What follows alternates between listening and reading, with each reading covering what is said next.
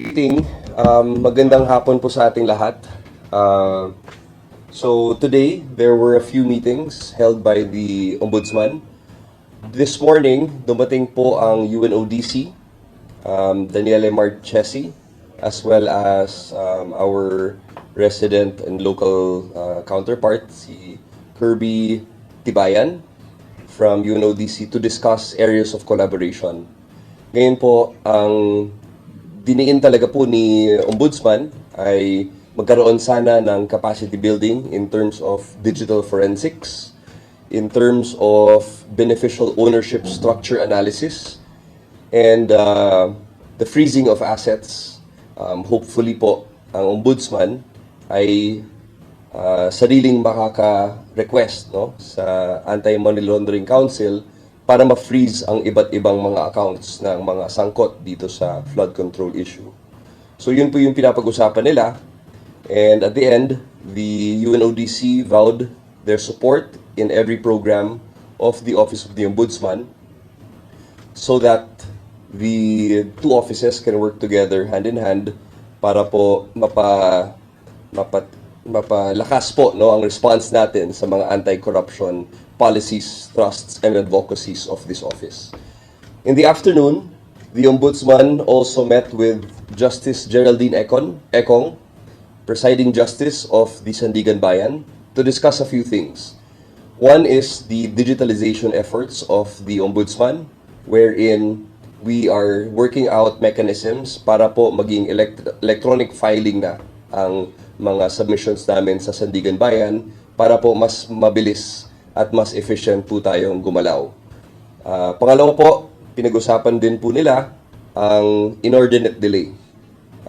Sa tingin po kasi ni Ombudsman, and as based on records of the Sandigan Bayan as well as the Office of the Ombudsman, almost half of the cases that were filed in the Sandigan Bayan were dismissed not because of their merits but because of other matters, including inordinate delay. Kaya ito po yung isa sa mga pinag-usapan kanina, and the output was that a meeting will be set between the Ombudsman and all the Sandigan Bayan Justices para po mas malalim nilang mapag-usapan ang itong problemang ito. So we welcome, no, the efforts of the Sandigan Bayan to try and solve this problem. We understand that dito po sa Ombudsman, hanggang recommendation for prosecution lang po kami. Pero pag final na po ang isang kaso sa Sandigan Bayan, iba na po ang may jurisdiction sa kasong yon at nagiging isang party na lang po kami sa kaso na yon. So we hope that given this dialogue and the openness of the Sandigan Bayan to solve this problem, that we can finally put an end to the inordinate delay. So yun po yung dalawang nangyari today, and of course ongoing din po yung ating digitalization process. There are 4 systems that we must mesh together para po mas maging cohesive ang ating sistema at mas madaling makita at mahanap ang mga records at mga status ng bawat kaso. So we engaged the services of a consultant to do all this dahil po kailangan na pong galawin ito, and hopefully in the next coming weeks we can see a more efficient back end. And the marching orders of the Ombudsman is to incorporate artificial intelligence in the way that we do things here in the Ombudsman's office. Kasama na po dyan ang evaluation stage where it is quite ministerial. Ang hinahanap na lang po kasi sa evaluation ay dalawa. Unang-una yung kung related case po siya sa iba't ibang kaso na nakabinbin na po dito sa Office of the Ombudsman. At pangalawa po, kung kumpleto ang mga dokumento na supporting documents ng mga complaints, no? Dahil doon, mapapabilis ang evaluation and we are able to streamline our processes for earlier resolution of cases. Okay, so with that recap, I will now accept a few questions before I explain, no? Itong presentation ko po kasi, it will explain the universe of cases that we are looking to file. But these are theoretical, no? Dahil tomorrow po, pag meron mas marami na akong hawak na status update sa mga kaso, I will be briefing again the press regarding the actual cases. But today, we've prepared a few slides for you para malaman po natin kung ano yung mga tinitignan ng Office of the Ombudsman na nga pwedeng kaso dito sa flood control issue. And I will also show you the sample evidence and supporting documents that the Office of the Ombudsman will need and is striving to complete para po ma-file agad natin ang mga complaints. So, without further ado, please, any questions? Sir, yun nga, ilan po ba talaga yung hawak na natin sa flood control and nasaang proseso na po sila? So, we'll start with, okay, nung wala pa po kami dito, meron pong final, no, na kaso regarding the SunWest Corporation that was involved in a contract in Mindoro. Mindoro Oriental, Mindoro. And that case is already undergoing preliminary investigation. The respondents in that case have been asked to submit their counter affidavits, and some have complied and some haven't. To which I will get your specifics tomorrow as to who has filed and who hasn't filed yet. It seems that that case will be the first case that will be filed in court. So we are hoping that after the preliminary investigation is over, meaning to say that the periods have been complied with, ay makaka-file na po tayo ng kaso. So that's one.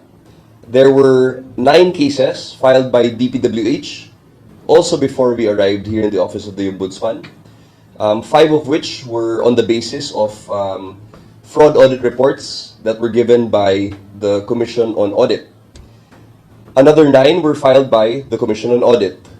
And 5 of those cases are similarly situated with the 5 cases of the DPWH. So kung 9 yan, parehas sila nag-9, yung 5 parehas. So it leaves 4 original cases from DPWH, another 4 cases from COA, and then 5 joint between DPWH and COA. And then there were 2 cases, as you witnessed here as well, filed by DPWH with the assistance of ICI, with regards to those projects that were found in La Union and Davao. And then there were the 5 cases that were filed by the DOJ, which we have deputized again, the DOJ, to conduct the preliminary investigation for better use of resources dahil hawak na po nila ang mga ebidensya at ang mga testigo doon sa mga kaso na yon.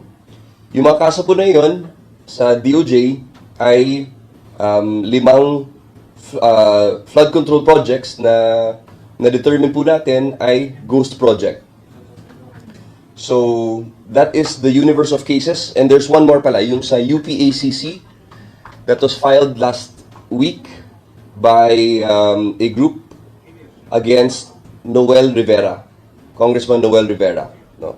So yun po yung universe of cases that are pending within the Office of the Ombudsman, and we are still gathering even more evidence on the other reports that are being sent to us and endorsed to us by the DPWH.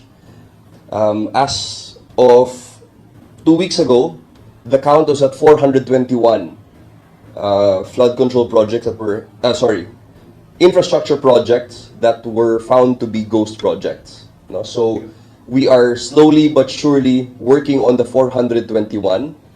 But these cases that were filed with us, we have to process and make sure that resolutions come out as soon as possible.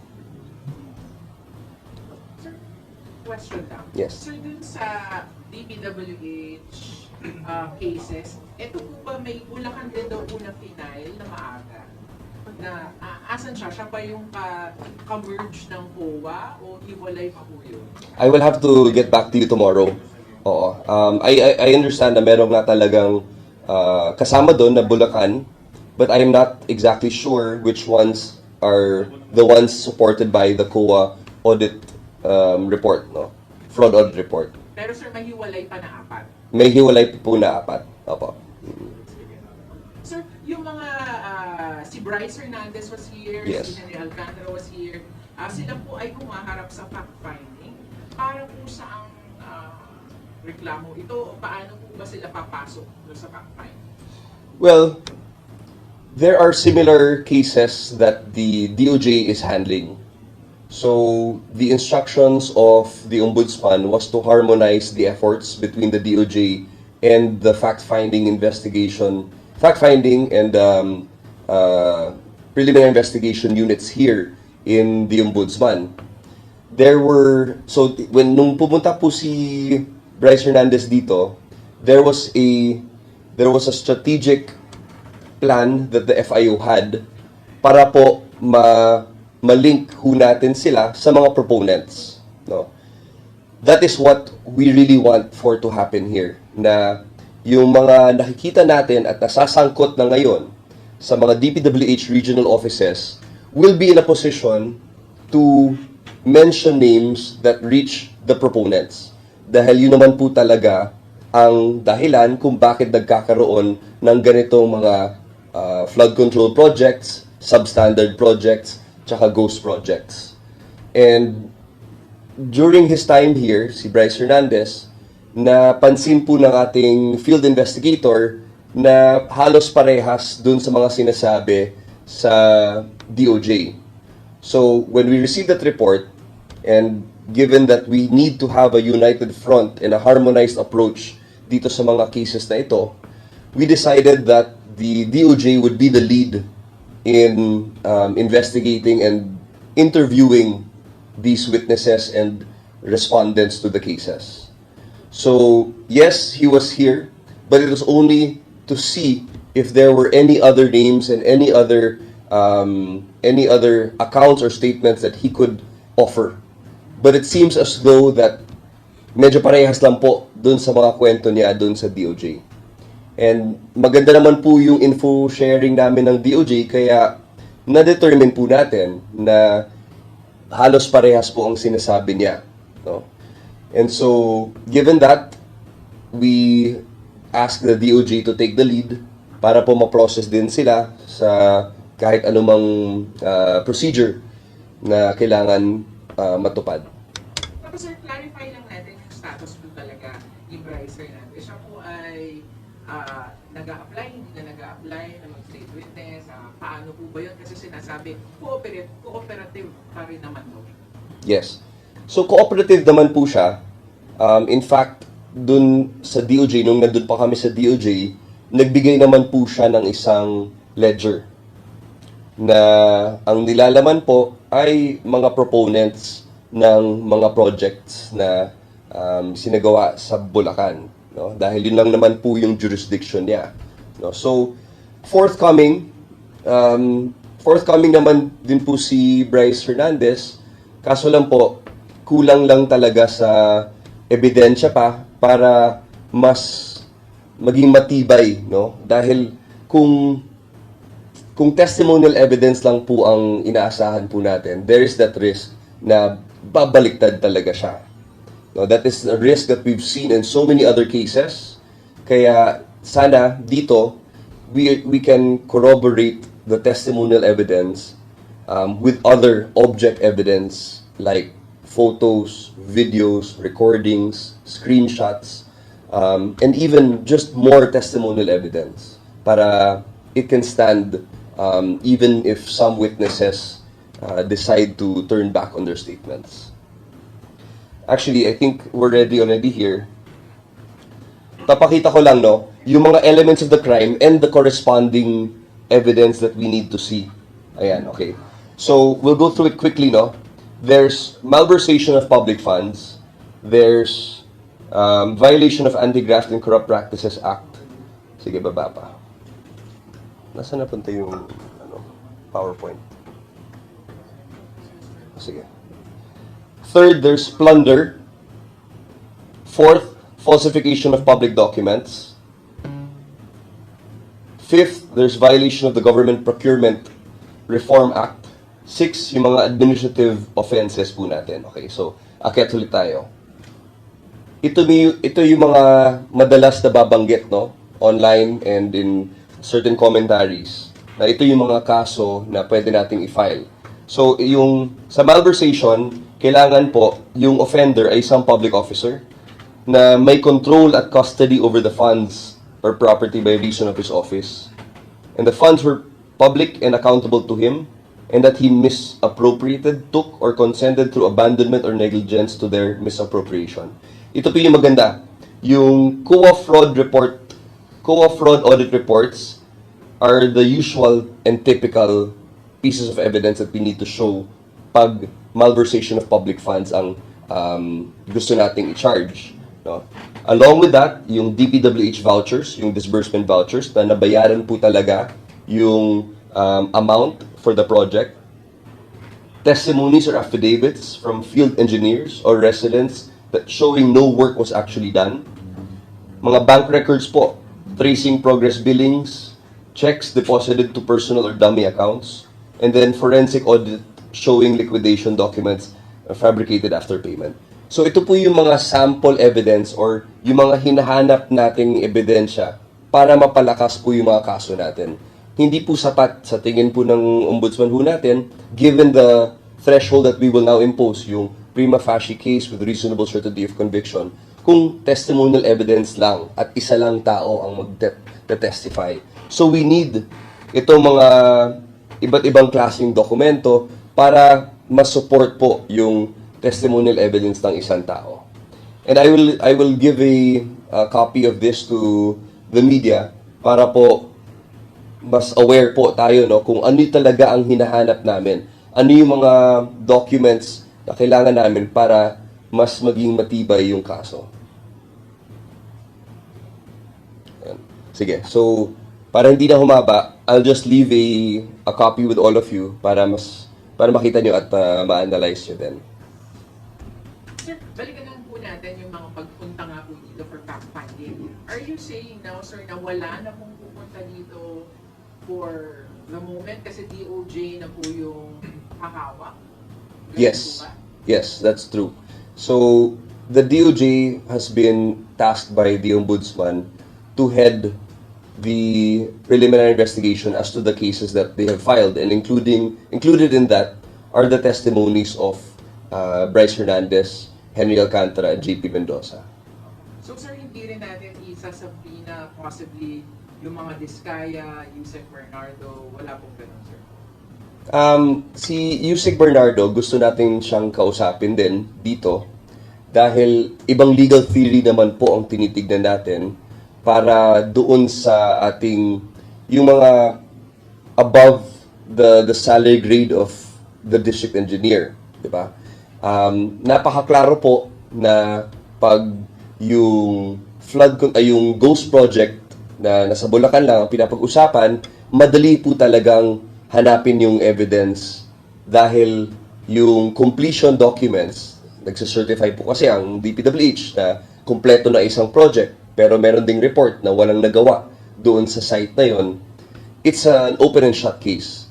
But the legal theory tends to change when you're talking about including the proponents at such a large scale dahil marami, alam naman ho natin at lumalabas po talaga sa mga statements and testimonies ng mga witnesses natin at ibang respondents na it is a systematic thing in Congress dahil sa unprogrammed funds, dahil sa NEP. So it's a completely different legal theory that we have to pursue para ma-prove natin yung systematic approach ng Congress pagdating dito.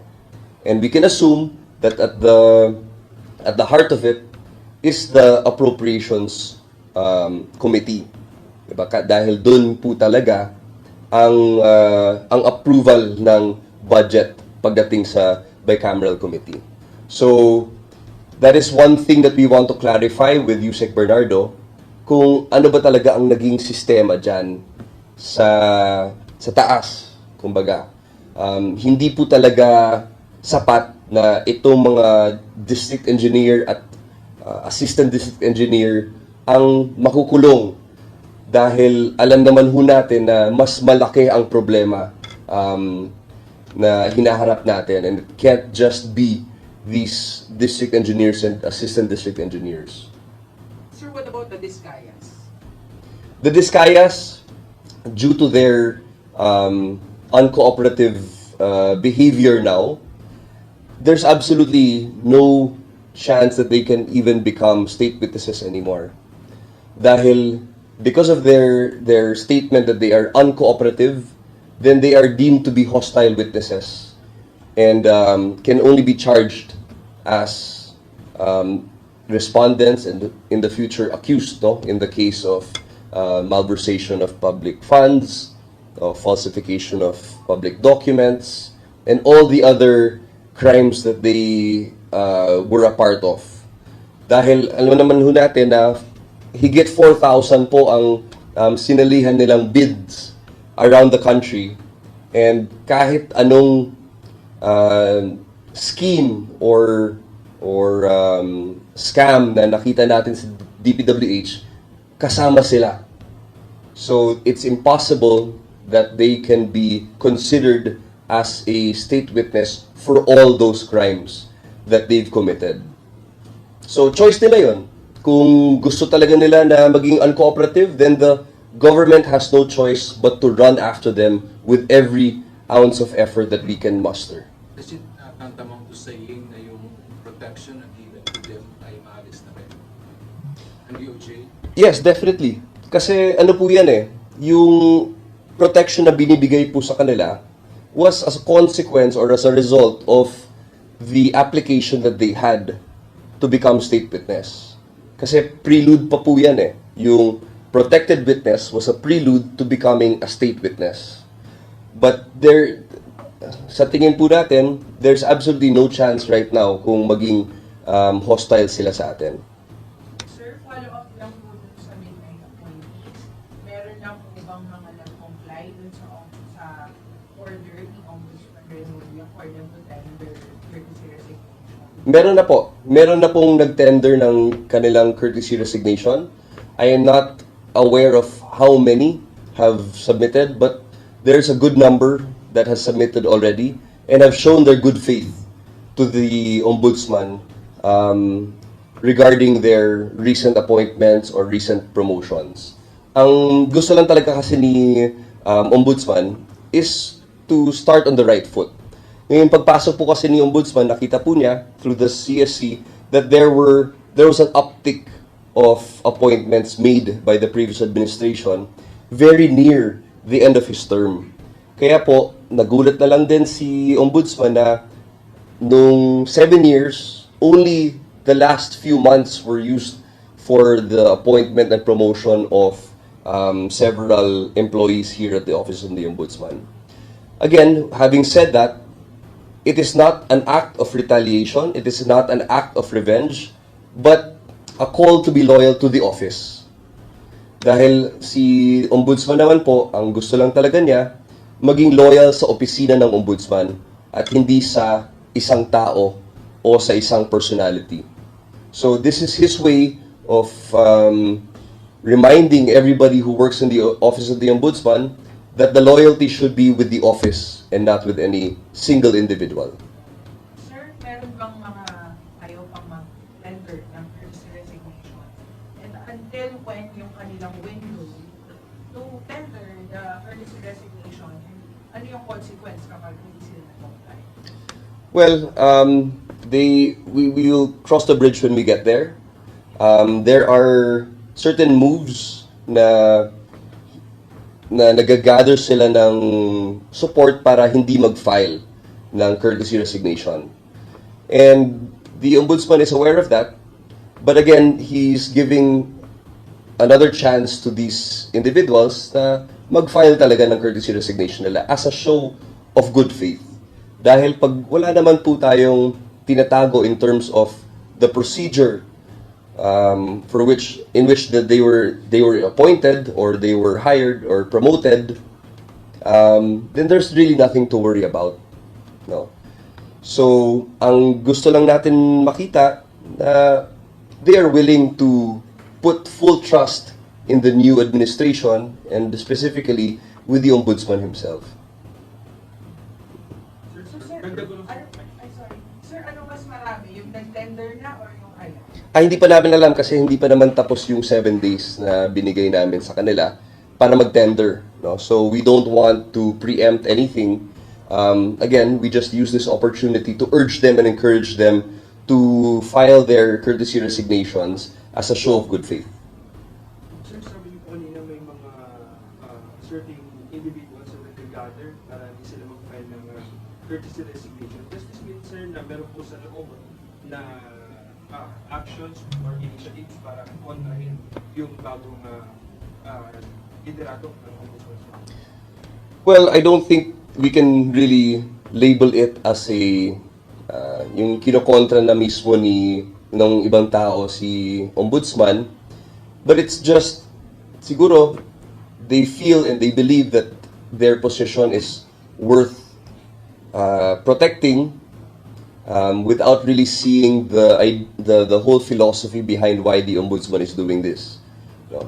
Hindi naman po yan para manggipit or para lang insultuhin ang mga taong na promote or ma-invalidate yung kanilang mga appointments, but it's more of just, yun nga, a show of good faith and a pledge of loyalty to the office.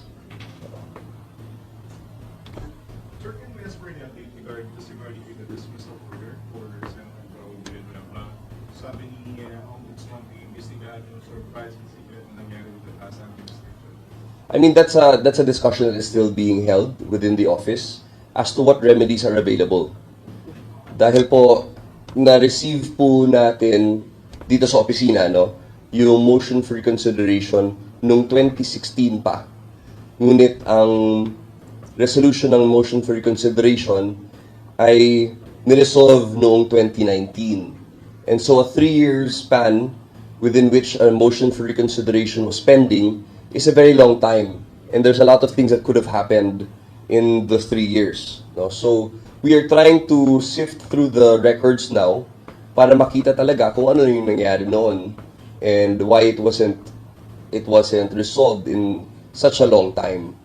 And once we are able to sift through all those documents, makikita na ho natin kung ano yung mga remedies na pwede nating i-pursue.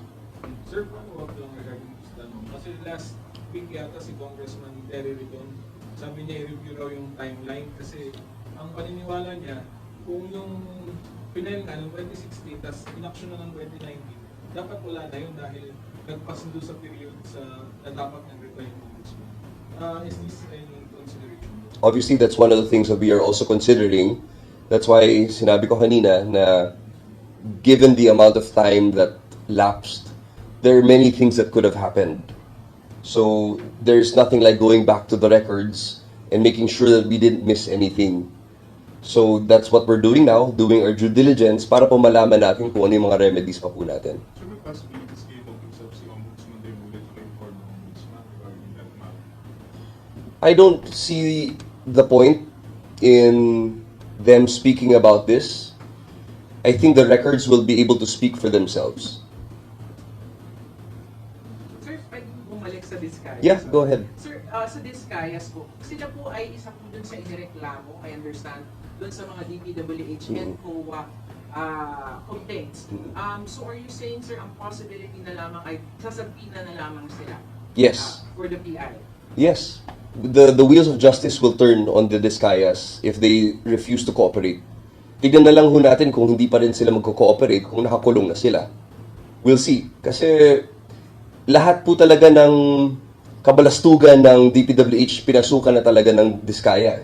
So I don't think they're in any position to bargain with the government, especially with their status as state witness. It's beyond that already dahil sa nakita ho nating ebidensya. Sir, are they still bargaining? Meron pa rin po bang efforts on their end na makipag-usap?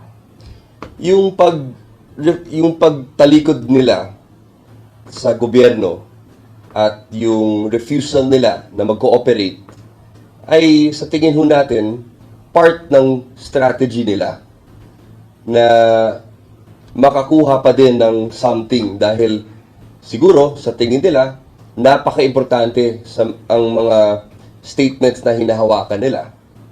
But again, tignan na lang ho natin kung hindi pa rin sila mag-cooperate, kung gumulong na po yung ating proseso dito sa Office ng Ombudsman. Sir, pero gagamitin pa rin po natin yung mga previous statement nila or yung testimony sa ating investigation since hindi na po sila nag-comment. I don't think they ever submitted a sworn affidavit or a sworn statement. Pwede nating magamit po yung mga sinabi nila sa Senado dahil yun naman po ay under oath, no? Marami naman silang sinabi doon at meron naman silang affidavit na sinabmit doon sa Senado. Kaso nga lang, yung problema doon, pag binasa mo yung affidavit na yun, kulang na kulang. Hindi po specific yung mga acts, no? At you cannot call or you cannot satisfy the elements of a crime using the affidavit that they submitted. At sa tingin ko, yun po ay deliberate din.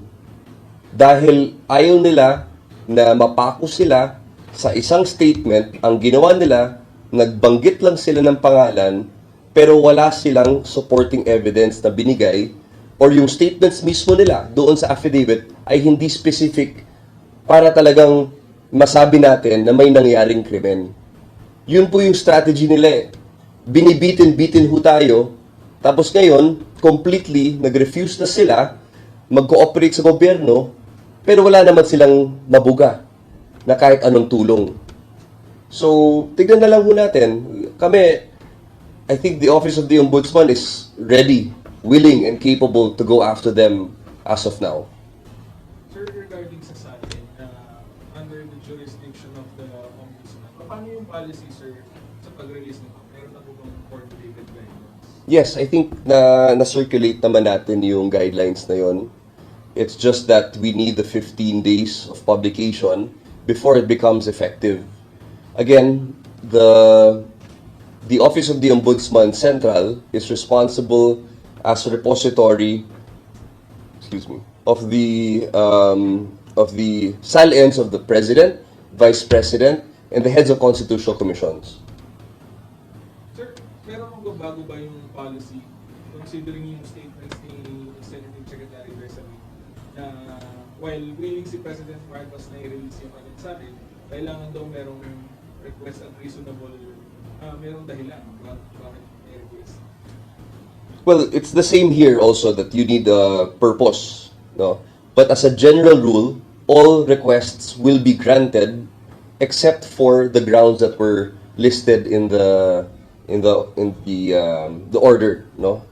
So we hope and we urge again all government agencies that serve as repositories for SALENs to follow the policy that the Office of the Ombudsman has put forth. And that is, as a general rule, to be open to the granting of the requests of all SALENs, subject to some justifiable grounds upon which a request can be denied. But if you look at the grounds, ano ho yan eh, self-explanatory ho yan eh. Malamang hindi tayo papayag na gagamitin ang SALN para sa threaten, intimidate, coerce ng isang tao. Hindi rin pwede nating i-release ang isang SALN sa taong alam natin na dati may record na mali ang paggamit ng SALN. So yung mga ganun po, at I think, ano naman ho yan eh, it's very understandable and it's very self-explanatory pag binasa ho natin ang rules. Sir, on all memorandum lang ni former Ombudsman Marquez, meron po kasi siyang memo before na kapag natalo yung case, hindi na i-appeal. Is this memo still in effect or magbabago pa yung policy with the new Ombudsman? Kasi just last Friday, the Enrique case was it was dropped by the Sabigan Bayan. So going forward, ano ba yung maasahan namin policy kapag unfortunately the government lost the case? Discussions are still going on regarding that administrative order issued by the former ombudsman. However, it is the hope of the ombudsman that an MR will no longer be required for an appeal to be made to the Supreme Court. Dahil po usually MR is used as a precondition para pag appeal mo, sasabihin mo, I exhausted all my remedies down below. Pero sa tingin po natin, at kagaya din po sa DOJ, hindi na po kailangan ng motion for reconsideration para mag-file ang petition for review sa DOJ proper.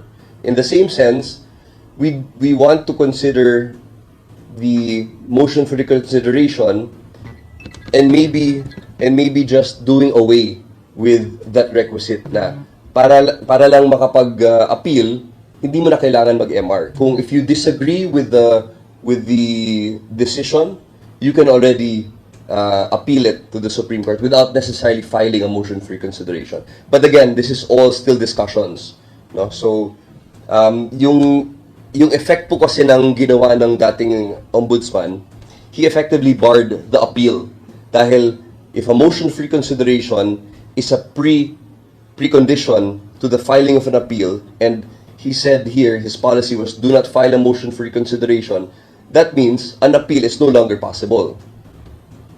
Tama po ba? So, ngayon, the ombudsman in a discussion earlier mentioned na sana yung motion for reconsideration ay hindi maging requisite para mag-file pa ng appeal.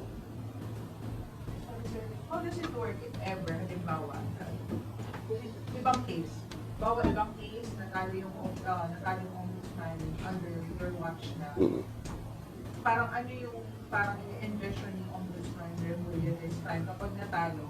Appeal agad. Appeal agad, oo. Kasi sa tingin ho niya, matatagalan na lang po yung kaso pag mag-file ka pa ng MR. Most of the time, maybe 90% of the time, the judgment is the same. Diba? So, instead of having to file an MR, which is purely ministerial on the part of, yes, oo, magpa-file na lang kaagad sa Supreme Court para mas papabilis pa yung resolution and finally, the case can be put to rest.